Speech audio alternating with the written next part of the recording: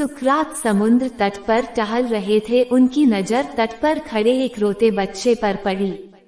वो उसके पास गए और प्यार से बच्चे के सिर पर हाथ फेरकर पूछा, तुम क्यों रो रहे हो?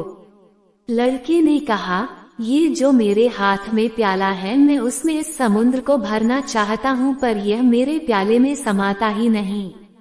बच्चे की बात सुनकर सुकरात विस्माद में चले गए और स्वयं रोने लगे।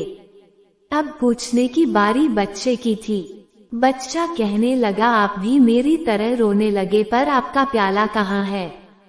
सुकरात ने जवाब दिया, बालक, तुम छोटे से प्याले में समुद्र भरना चाहते हो और मैं अपनी छोटी सी बुद्धि में सारे संसार की जानकारी भरना चाहता हूँ।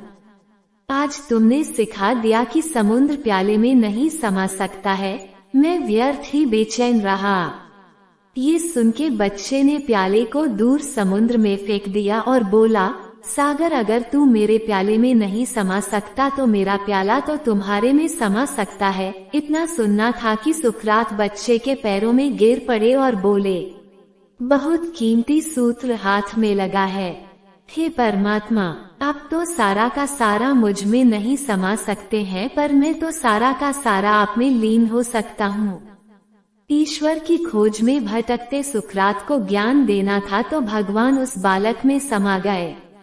सुकरात का सारा अभिमान ध्वस्त कराया। जिस सुकरात से मिलने के सम्राट समय लेते थे, वह सुकरात एक बच्चे के चरणों में लौट गए थे। ईश्वर जब आपको अपनी शरण में लेते हैं, तब आपके अंदर का मैं सबसे पहले मिटता है। या यूं कहें, जब आपके अंदर का मैं मिटता है, तभी ईश्वर की कृपा होती है। धन निरंकार जी।